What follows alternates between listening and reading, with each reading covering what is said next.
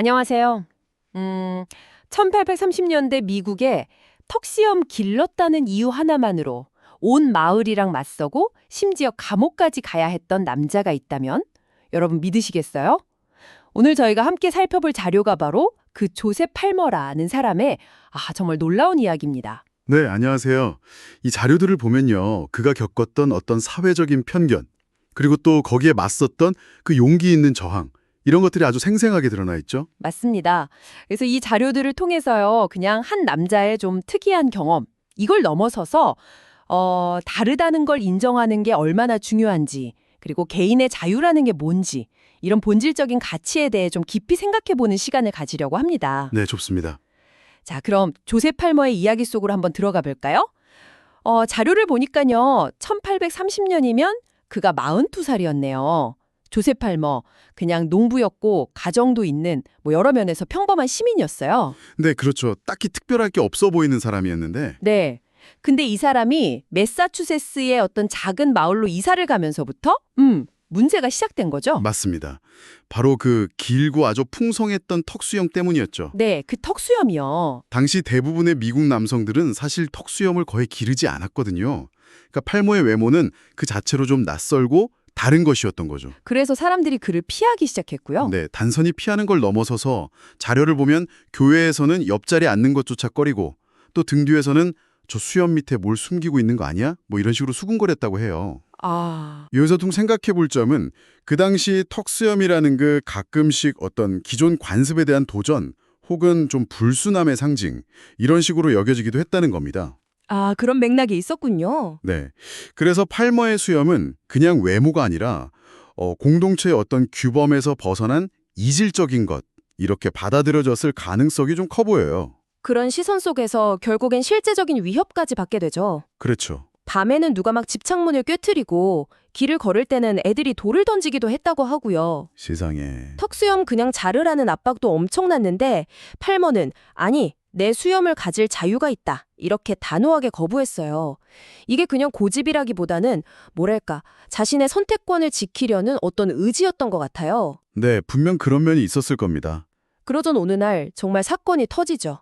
남자 4명이 팔머를 길에서 덮쳐서 강제로 턱수염을 자르려고 한 거예요. 네. 근데 팔머가 다행히 덩치가 좀 커서 그들을 물리칠 수 있었는데 여기서 정말 믿기 힘든 일이 벌어집니다. 네, 정말 아이러니하죠. 그 수염을 자르려던 가해자들이 오히려 경찰을 불렀다는 거 아닙니까? 네, 팔머가 자기들을 부당하게 공격했다면서요.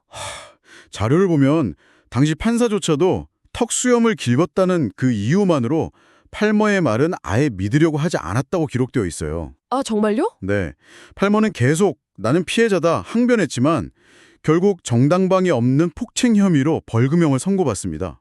근데 그 벌금 납부를 거부하니까 결국 1년 넘게 감옥에 갇히게 된 거죠. 와, 이 부분을 자료에서 읽으면서 저도 진짜 좀 황당했어요. 아니, 명백히 피해자인데 사회적 편견 때문에 가해자로 몰리고 심지어 공권력까지 그걸 용인한 상황이니까요. 그렇죠. 개인의 어떤 다름이라는 게 얼마나 쉽게 왜곡되고 또 억압받을 수 있는지를 너무 극명하게 보여주는 대목이에요. 맞습니다. 사회적 편견이라는 게 개인의 권리를 어떻게 짓밟을 수 있는지 정말 잘 보여주는 사례죠. 하지만 이야기가 여기서 끝나지는 않잖아요. 네, 맞아요.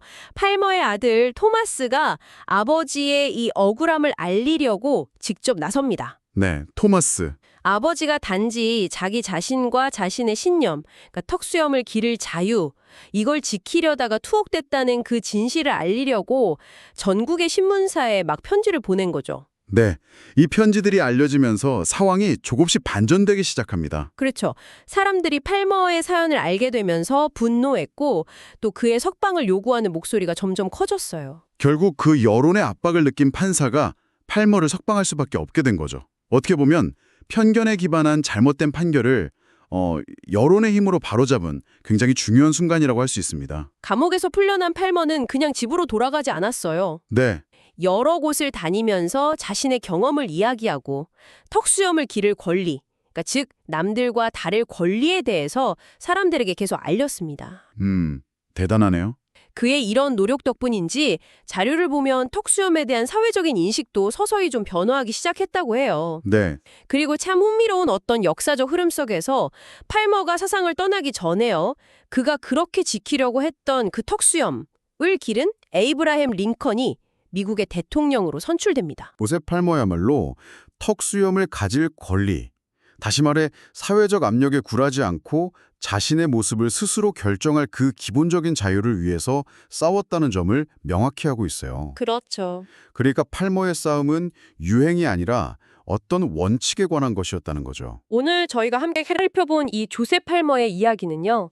겉모습이나 남들과 조금 다르다는 그 이유만으로 누군가를 판단하고 배척하는 행위가 얼마나 위험한지, 그리고 개인의 자유와 존엄성을 지키는 것이 또 얼마나 중요한지를 다시 한번 생각하게 합니다. 네. 그는 턱수염이라는 어떤 상징을 통해서 다를 권리라는 더 큰 가치를 위해 투쟁했던 것이죠. 맞습니다. 여러분은 이 이야기를 들으시면서 어떤 생각이 좀 드셨나요?